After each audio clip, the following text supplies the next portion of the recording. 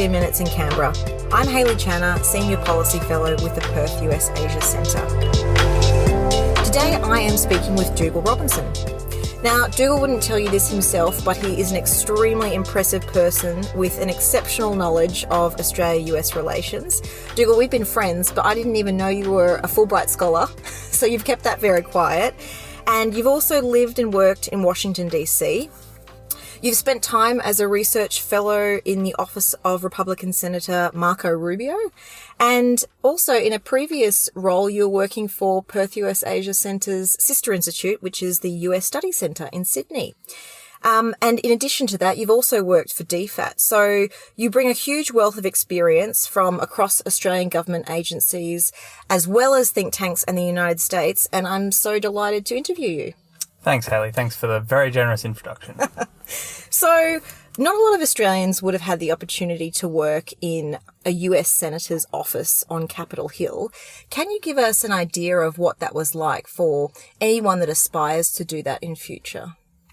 For sure. So, I guess just to paint the picture, it was early 2014, January to April of that year. President Obama had been re-elected in 2012 and everyone was leading up to the 2016 election. At the time, Senator Rubio was one of the presumptive favourites for the Republican nomination. So I applied for this program through ANU. I was very excited to get the call that I'd got it, and they said, and we've placed you in the office of Senator Rubio. I said, oh, wow, okay, that's going to be interesting. So it was never directly said in the office, but it was very clear in the undertone that everything that Senator Rubio was doing, including on foreign policy, was informed by his desire to run for president in 2016. I think probably the best, the most interesting time when I was there, was a very challenging time for the international order, was Russia's invasion of Crimea. And that crisis and the debate was playing out within Washington at the time about whether the US would intervene, whether it would sanction Russia, what the appropriate policy was. And at the time, Senator Rubio, like many Republican presidential aspirates or Republican foreign policy experts in general, he was very keen to paint President Obama as weak and as weak in standing up to Russia, and to play to that Cold War, Cold Warrior mentality that there is in parts of the Republican Party and parts of the United States. So my task as a research fellow really was working for his chief foreign policy advisor, really just doing research notes and keeping them up to date with what was everybody saying about this. You know, not only what was the British Prime Minister or the German Chancellor saying, but also what was Ted Cruz saying, or what was Scott Walker saying, or you know, they were very interested in tracking the moves of other Republicans who were likely to run in that election. And then there was also the added angle of Senator Rubio being a senator from Florida with Cuban background, and the very strong Cuban community in Miami. The sort of bashing up on Russia had a very strong air of playing to his base of fiercely anti-communist Cuban emigres living as citizens in Miami and in Florida. It's really amazing how much political officers, I think someone like myself who worked in a political office didn't realise, was that politicians need to be across every single development, especially now that we have 24-hour news and social media. If they're not across what other people in their party are saying, let alone, you know, people from across the aisle or in other countries, they're really seen as being behind in foreign policy issues, and that's what they need advisors for, is to provide them with that current advice. Something that you said also has made me think of another issue, which is just keeping US attention to the Indo-Pacific region, because when you were in the US, the focus was on Russia with the Crimea issue. Now the US is also pulling its troops out of the Middle East. They're probably almost all gone in a week or so. But in terms of keeping US attention to the Indo-Pacific region and the challenges that we face here, do you think that there's something that the US expects of Australia as an ally, or just expects generally from other US allies in the region here? I think the first thing I'd say is that in terms of keeping US attention on the Indo-Pacific, China's increasingly assertive behaviour is the primary driver of that. So anything that allies do can complement, can help, can inform US policy, but ultimately the trajectory of China's power and its behaviour is informing a growing bipartisan consensus in the United States on the importance of the Indo-Pacific, and a commensurate, if perhaps a little slow, prioritisation of resources away from other theatres and towards the Indo-Pacific. In terms of what allies can do, I think we, as Australia, bring very deep expertise on the Pacific and on Southeast Asia in particular, which are parts of the Indo-Pacific that are typically not as front of mind for the United States, although, their State Department senior figures like DepSec Wendy Sherman have recently been to the region. I think Australia can play a very, very constructive role in shaping US policy broadly towards the region, but specifically in those parts which are fundamentally important to Australia and perhaps slightly less important to the United States. This is actually a question I've been wondering about personally for a while. You mentioned that Australia can provide the United States with expertise and analysis on Southeast Asia and the Pacific, countries that we're closest to. But for decades, Australia has been more interested in great power politics. It's been more interested in the United States, in the UK, and now it's interested in China. You've worked for DFAT before. Do you think that there's a way Australia can beef up its Southeast Asia and Pacific expertise, or do you think that Australia's already doing a fair amount in that area and that we're pretty well covered? I think in the period of this government, there's been a relative prioritisation of Australia's military forces, our diplomatic weight, and our aid budget, the sort of three key prongs of our international policy, away from other areas and towards the Indo-Pacific, and specifically towards Southeast Asia and the Southwest Pacific. So I think there has been a notable shift in the past decade or so.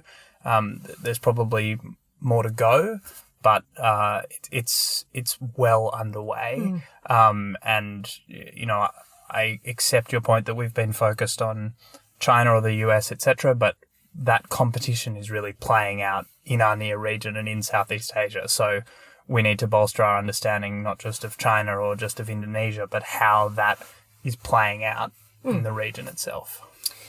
Now that we have President Biden in the White House and Trump is hopefully a more distant memory, I'd be really interested to know your view on what do you think Trump's legacy has been in terms of Australia-US relations, and has there been a lasting impact on the alliance because of Trump? I think the Australian people and the Australian government were very quick to differentiate between Donald Trump, the United States government as a whole, and the United States as a whole.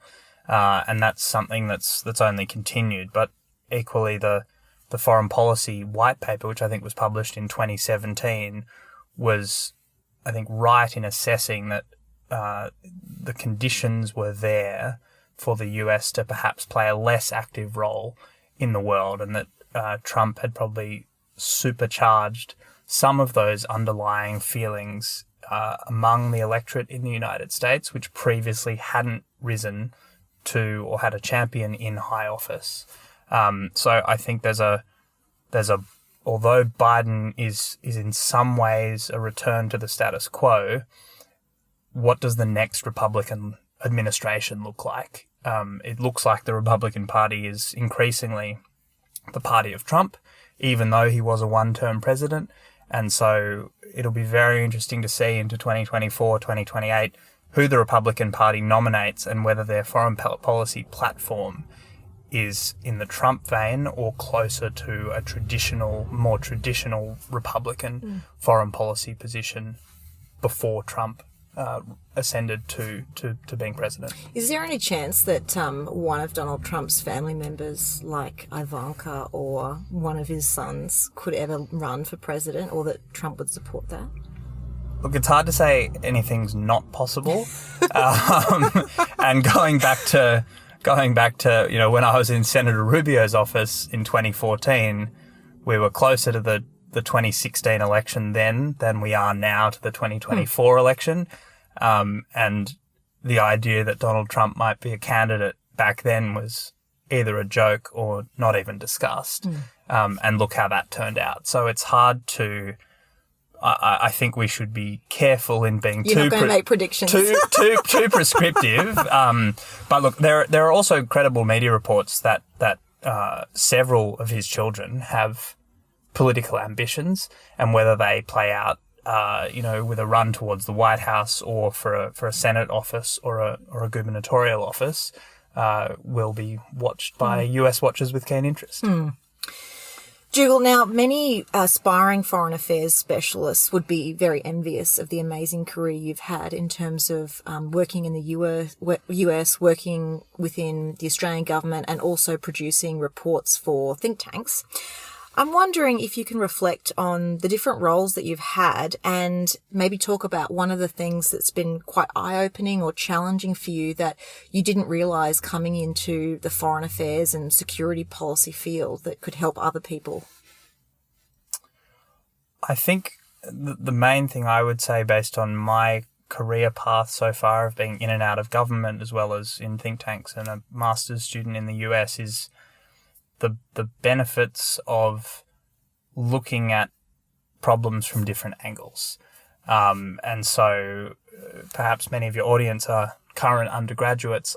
I would really urge people to go out and get as much experience as you can, whether it's at a think tank or as a researcher for a professor at a university, or working as a journalist, or, spending time on a fellowship overseas post-COVID, if that's possible, applying for government jobs. Really cast the net wide, because having a different range of experience is ultimately very helpful. I think the other thing I would say is that with China's rise and its economic growth over the past several decades as the fundamental sort of underpinning of China's power, and some of China's more coercive behaviour towards Australia and other countries, don't discount the importance of economics in your studies, because government work on, international relations or security is now increasingly intertwined with economics in a way that it wasn't in our parents' generation. 100%. Dougal, we've come to the end, and my favourite question for all my guests is a funny story or something weird that's happened to them in the course of their career. Do you have a story like that you would like to share? Sure. So to go back to the US Senate time, I was working for Jamie Fly, Senator Rubio's chief foreign policy advisor, and he kept saying to me, I'll bring you to a meeting of the Senate Foreign Relations Committee. I thought, this sounds great. Maybe it's just my really senior boss, humouring a 23-year-old. And then one day he dropped in and he said, let's go to the meeting. It's on in 15 minutes. So we walked, there was sort of... So this is like something out of West Wing, basically. It really felt like something out of West Wing. He and I were walking behind Senator Rubio. Senator Rubio walks into the room. There's 10 or 12 US senators around the table. This was at a time of very high partisan distrust within the US Congress after the government shutdowns of 2013 and the rise of the Tea Party movement, etc. So we were all the sort of staffers, I don't know if I'd call myself that, but anyone who wasn't a senator was sitting around the outside of the room. And the meeting started, and Dick Durbin, of Illinois, who I think was the number 2 Senate Democrat at the time, and a fierce supporter of President Obama, said, now look, senators, we're here, we've got 30 US ambassadorships overseas where the candidate has been nominated but not yet passed through the Senate Foreign Relations Committee. Canada, for example, who here wouldn't think Canada's an important relationship, and yet we've had no US ambassador for a year and a half because the Republicans on the committee were very disappointed with the tactics that the Democrats under Harry Reid had used on government shutdowns and all sorts of domestic business. And Durbin made a direct appeal to Senator John McCain and said, look, Senator McCain, you're as, proud about US power overseas as anyone else. Can't we just put all this behind us and nominate these uncontroversial, confirm these uncontroversial US ambassadorial picks? And John McCain stood up at the table and started banging his hand with his ring on the table like something like a Frank Underwood scene.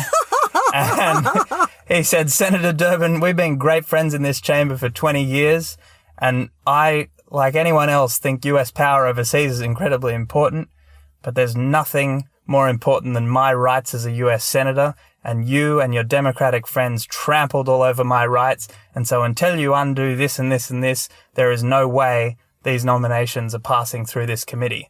And he stormed out. And he just stormed out. And I'd heard and read about McCain's tantrum, and everybody's face in the room, Republican and Democrat, was just jaw-dropped. And the meeting kind of continued. And then on the way out, I said to my boss, is that normal? He said, I have never seen anything like that working in Republican politics for 20 years. So that was my one time I attended the US Senate Foreign Relations Committee. What a meeting to attend. And it was, I'll never forget it. Yeah. And now we've got a Kennedy coming to become Australia's next ambassador from the United States. So that will be very interesting.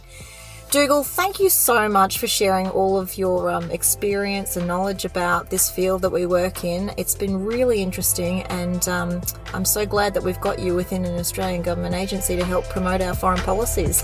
Thanks so much, Hayley. Really appreciate it.